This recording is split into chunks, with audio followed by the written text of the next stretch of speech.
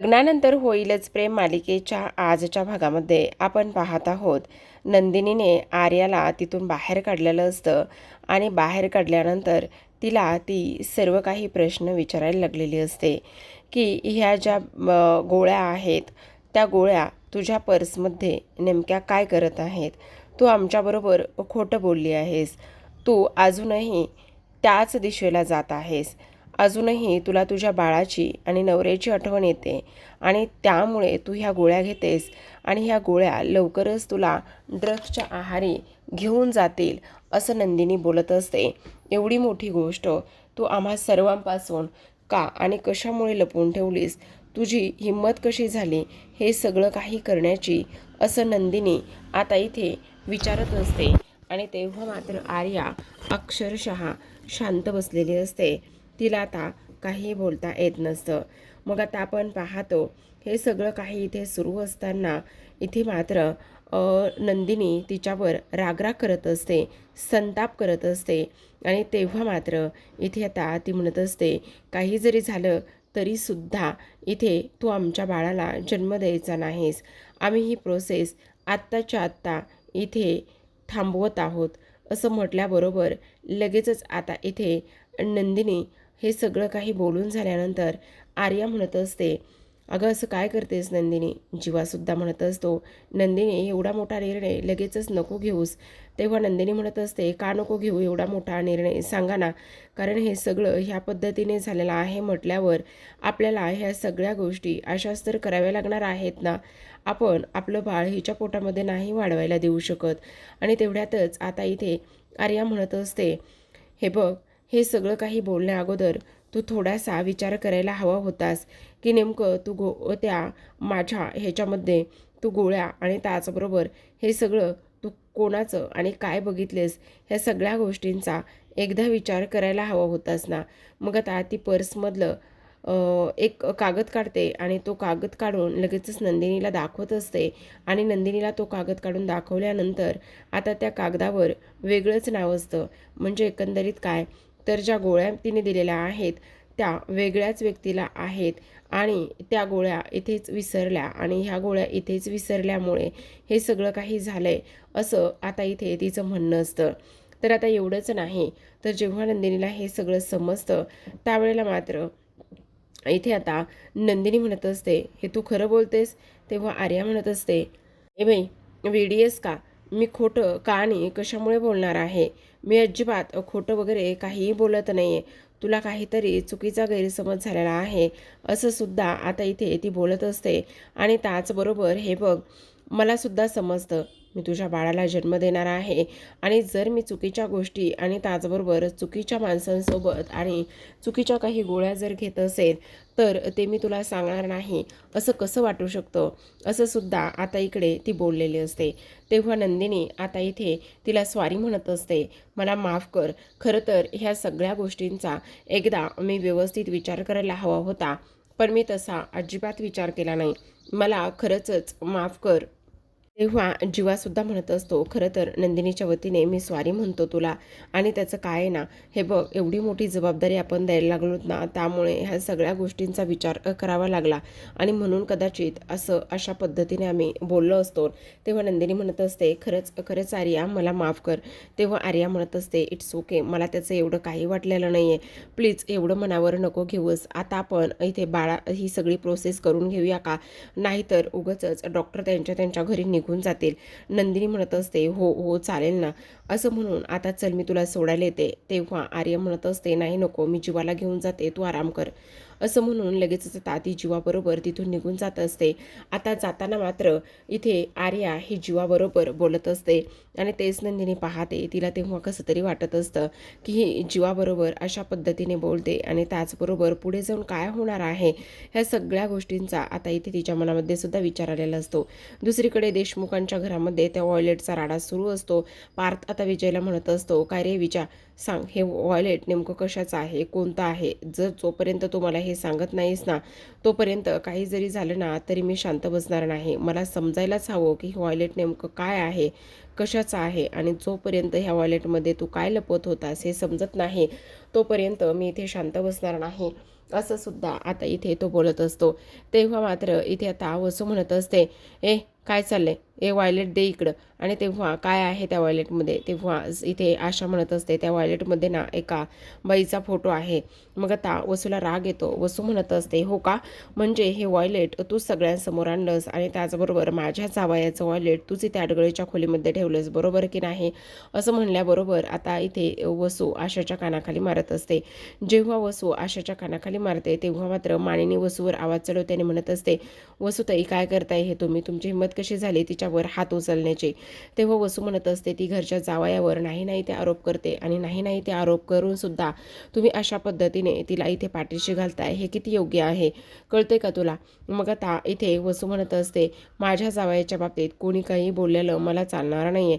मग आता मानिनी म्हणत असते, एवढंच जर आहे ना तर त्या पाकिटामध्ये काय आहे काय नाही हे सगळं त्यांनी सांगावं, मग कोणी त्यांना काही प्रश्न विचारणार नाही किंवा कसला जाबसुद्धा विचारणार नाही. ही सुद्धा गोष्ट तेवढीच महत्त्वाची आहे की नाही.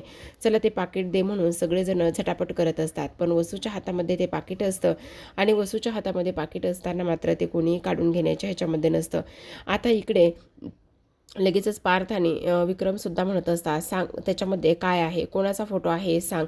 तेवढ्यातच आता इकडे तो म्हणत असतो, माझ्या बहिणीचा फोटो आहे. बहिणीचा आहे तर बघू देत ना. मग तेवढ्यात मानिनी वसूच्या हातातून ते वॉलेट काढून घेते आणि फोटो बघणार तेवढ्यातच रम्या तिथे आलेली असते.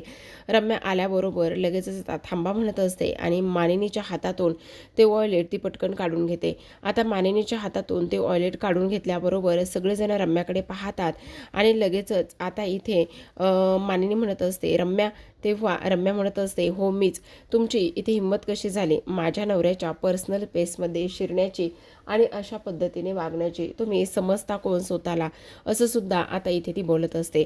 दुसरीकडे आपण पाहतो अरे आता ऑपरेशन थिएटरमध्ये जाऊन पोहोचलेले असते आणि त्यानंतर आता इकडे ती म्हणत असते, खरं पाहायला गेलं तर बरं झालं मी ना आता इकडे हे अगोदरच तो पेपर रेडी करून ठेवला होता, नाहीतर आता नंदूसमोर इथे हे सगळं काही सत्य आलं असतं आणि त्याचबरोबर इकडे आता ह्या सगळ्या गोष्टी अशा पद्धतीने झालेल्या आहेत. नाही हे सगळं अशा पद्धतीने व्हायला नको होतं आणि त्याचबरोबर इथे नंदूला हे अशा पद्धतीने नव्हतं समजायला, असं सुद्धा आता इकडे ती बोलत असते. आणि त्याचबरोबर आता फायनली इथे मी सुद्धा आई होणार आहे ही गोष्ट इथे ती बोलत असते. खरं तर ही आर्या जी आहे ना ती इथे थोडीशी सायकोच दाखवलेली आहे, कारण तिचं ते वागणं आणि त्याचबरोबर हे सगळं काही वेगळ्याच पद्धतीचं असतं. आणि तेव्हा आता इकडे दुसऱ्या बाजूला आपण पाहत असतो की इथे मात्र ही सगळी प्रोसेस सुरू असते. जीवा आणि त्याचबरोबर नंदिनी हे दोघेही जण आता इकडे ह्या सगळ्या गोष्टींची वाट पाहत असतात आणि काही जरी झालं तरीसुद्धा इथे आता आपण दोघेही जण आई बाबा होणार आहोत ही गोष्ट मात्र त्यांच्या दोघांसाठी सुद्धा फारच जास्त आनंदाची असते. आता नंदिनी इथे वाट बघत बसलेली असते आणि नंदिनी वाट बघत असताना आपण पाहतो की इथे आता जीवासुद्धा तिथेच तिच्यासोबतच उभा असतो. दुसरीकडे आता इथे आपण पाहतो की हे सगळं काही सुरू असताना आता इथे रम्या म्हणत असते, तुमची हिंमत कशी झाली ह्या सगळ्या काही गोष्टी इथे करण्याची. त्याचबरोबर तो माझा नवरा आहे आणि अभिमन्यूसारखं तुम्ही माझ्या नवऱ्याला सगळ्यांना इथे आता असं घोळामध्ये का घेतलं आहे. मग आता इथे काव्या म्हणत असते, अगं ये वेड लागले का तुझा नवरा आणि अभिमन्यू, अगं तो तर एक नंबरचा दुर्योधन आहे, दुर्योधन, कळलं का तुला. आणि ही जे आत्याबाई आहेत ना ती मामा आहे, कळलं का तुला. आणि तू कोण आहेस आता गप्प बसा, नाही तर बघ मी काय करते. तर तेवढ्यातच आता विजय रम्याकडे धावतो आणि म्हणत असतो, बघितलंस रम्या, तू नसताना हे लोक माझ्यासोबत काय आणि कशा पद्धतीने वागत होते आणि काय करत होते. आता काव्या तिच्यासोबत कचा भांडायला सुरुवात करत असते आणि तेवढ्यातच आता इथे रम्या म्हणत असते, अगं डोक्यावर पडली आहेस का, प्रेग्नेंट आहेस ना, मग प्रेग्नेंट असताना सुद्धा अशा पद्धतीने कशी काय भांडू शकतेस तेच मला काही कळत नाही आहे. जरा तरी दमाने घे. अगं पोटात जे बाळ आहे ना ते सुद्धा तुझ्यासारखंच भांडखोर होईल. ह्या सगळ्या गोष्टी तुला इथे समजत नाही आहेत का उगाचच नाही त्या गोष्टी करतेस. जरा तरी गप्प बस ना. असं बोलल्याबरोबर आता इथे काव्याला मात्र राग आलेला असतो आणि ती म्हणत असते, खूप जास्त बोलतेस, कळलं का तुला. हे सगळं तुला बोलण्याची वगैरे काही गरज नाही आहे, समजलं. असं सुद्धा आता इथे ती बोलत असते. मग आता रम्या म्हणत असते, तेच तर मी सांगते ना तेव्हा पार्थ म्हणत असतो, रम्या खूप जास्त बोलतेस हा. त्याच वेळेला रम्या म्हणत असते, हो आला का लगेचच बायकोची बाजू घेण्यासाठी? बघ ना, ती बघ काय बोलते आणि काय नाही ते समजलं तुला? आता रम्या म्हणत असते, हे वॉयलेट माझ्या नवऱ्याचं आहे आणि ह्या वॉयलेटचं काय करायचं आणि काय नाही हा सर्वस्वी माझा निर्णय आहे. त्यामुळे ह्या सगळ्या गोष्टी इथे बोलायची करायची काहीही गरज नाही, असं सुद्धा आता इकडे ती बोलत असते. आणि हे सगळं काही बोलल्यानंतर आता लगेचच इकडे विक्रम म्हणत असतात, अगे त्याची बाजू काय घेतेस? त्या वॉलेटमध्ये नेमकं काय आहे हे बघायचं सोडून देतेस आणि उगाचच नाही ते काय बोलतेस? काय गरज आहे हे सगळं काही बोलायची? त्याच वेळेला आता इकडे रम्या म्हणत असते, पण माझा नवरा काय आहे काय नाही ह्या सगळ्या गोष्टीबद्दल मी तुम्हाला का सांगू? आणि त्याहूनही सगळ्यात महत्त्वाची गोष्ट म्हणजे जरी ह्या सगळ्यामध्ये त्याच्या बायकोचा असो किंवा त्याच्या बहिणीचा जर फोटो असला तर तुम्हाला काय फरक पडतो? मग आता लगेचच इथे मानिनी म्हणत असते, घे ग ते वॉयलेट घे.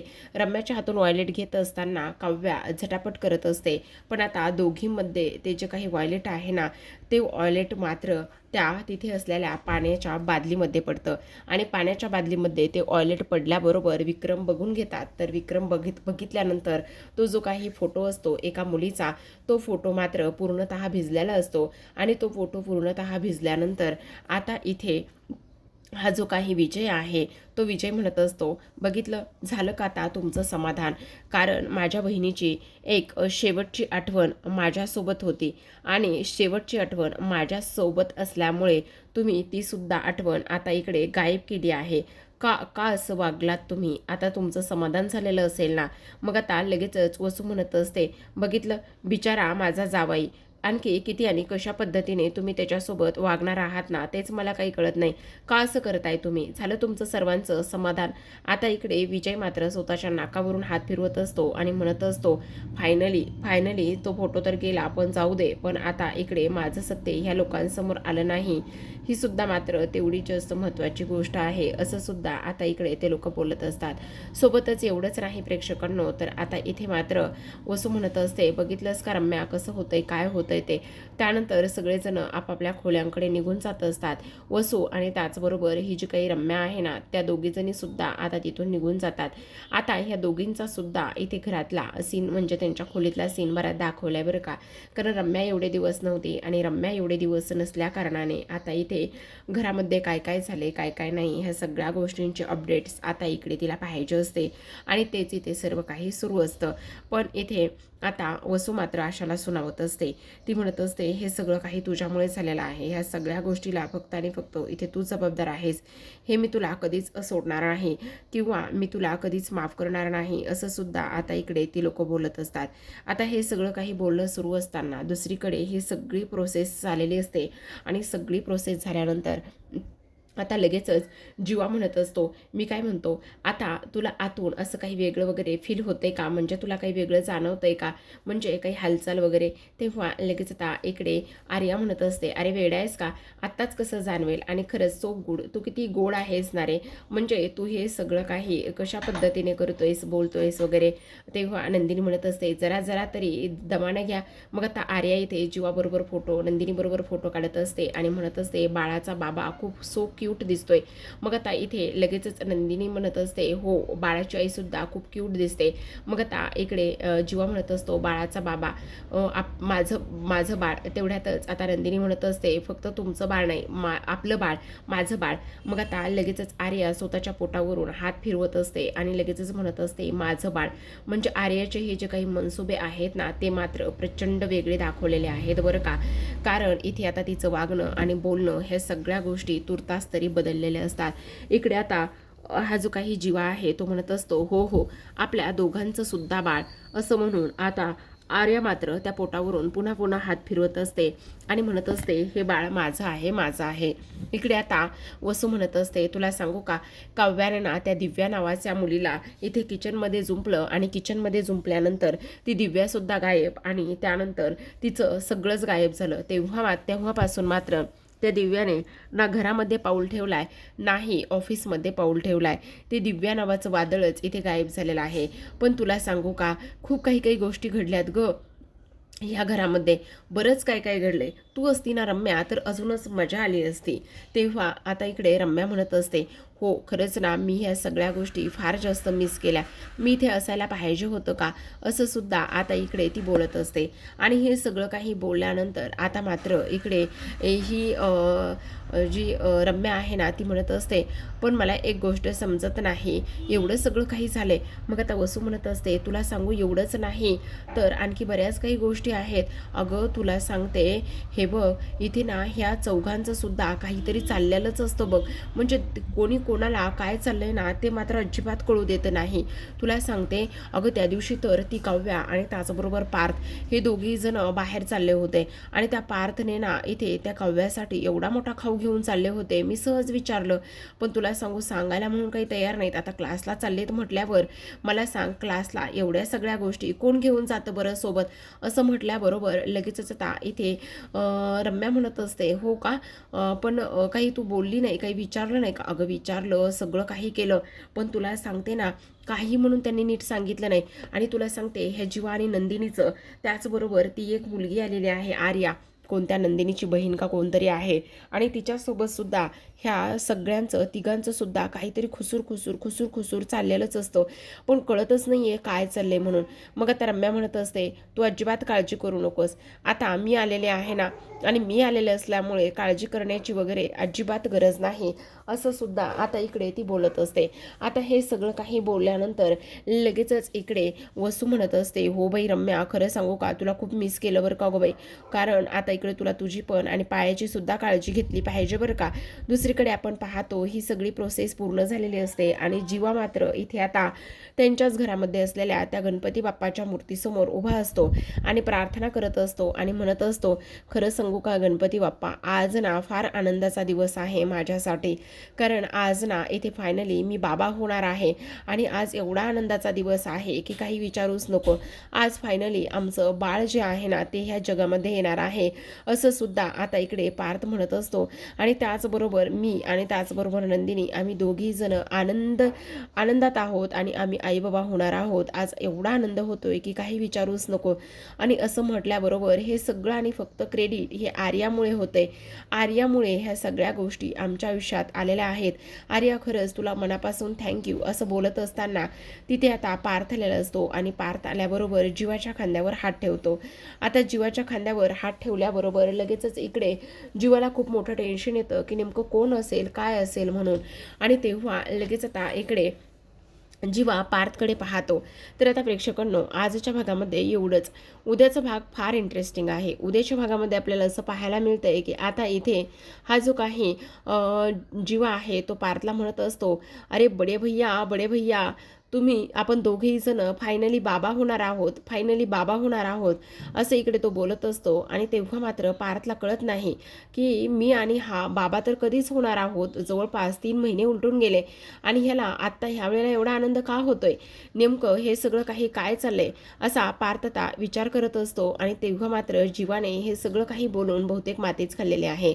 तर आता प्रेक्षकांनो, बहुतेक ना मालिकेमध्ये एक नवीन कॅरेक्टर ॲड झालेला आहे आणि ते कॅरेक्टर आता कोण आहे काय आहे हे तर दाखवलेलं नाही आहे, पण जेव्हा ते कॅरेक्टर घरी येतं तेव्हा ते जीवाला म्हणत असतं, जीवा आता तुला जोमाने कामाला लागायचं आहे, काही जरी झालं ना तरीसुद्धा तुला प्रचंड काम वेगाने करायचं आहे. तेव्हा जीवा म्हणत असतो, हो अगदी बरोबर बोलतोयस तो. तर दुसरीकडे आपल्याला असं पाहायला मिळतंय की आता नंदिनी ना आर्याशी फोनवरती बोलत असते आणि आर्याशी फोनवरती बोलत असताना ना असं दाखवलेलं आहे की आता इकडे ती म्हणत असते, तुला सांगू का एक गोष्ट, हे बघ काल आपल्या इथे श्री गणेशा झाला आणि त्याचबरोबर माझ्या आयुष्यामध्ये एवढी आनंदाची काल गोष्ट आलेली आहे ना, आणि त्या आनंदाच्या गोष्टीमुळे ना आज मात्र इकडे जीवाच्या आयुष्यात सुद्धा आनंद होत आहे. म्हणजे बाळाच्या येण्याने किती आणि काय काय गोष्टी होत आहेत हे मात्र इथे आता दाखवलं आहे. आणि त्याचबरोबर हे सगळं ती आर्याशी बोलत असते की काल श्री गणेशा केला आणि आज मात्र घरामध्ये आनंदाची गोष्ट आली. पण हे सगळं काही सुरू असताना, नंदिनी फोनवरती बोलत असताना रम्याने मात्र इथे आता तिचं बोलणं चोरून ऐकलेलं असतं. आणि नंदिनी, काल श्री गणेशा काय कशाचा झालाय, काय झालंय नेमकं, काल अशी कोणती गोष्ट घडलेली आहे की त्याचा काल श्री गणेशा झालाय आणि ही नंदिनी मात्र अशा पद्धतीने इथे बोलत आहे हे मात्र इकडे तिला अजिबात समजत नसतं. आणि तेव्हा रम्या आता ह्या सगळ्या गोष्टीपर्यंत कशी जाऊन पोहोचेल, काय होईल हे पाहणं फार इंटरेस्टिंग आहे. पण इकडे आर्या म्हणत असते नेमका कशाचा श्री गणेशा झालाय आणि तू नेमकं कशाबद्दल बोलतेस असं ती इकडे विचारत असते. पण तेव्हा मात्र नंदिनी काहीही सांगण्याच्या मूडमध्ये नसते. पण रम्या आता सुतावरून स्वर्ग कशा पद्धतीने गाठेल आणि काय होईल हे पाहणं तेवढंच इंटरेस्टिंग आहे. तर पाहत राहा लग्नानंतर होईलच प्रेम. भेटूयात उद्याच्या भागामध्ये. तोपर्यंत धन्यवाद.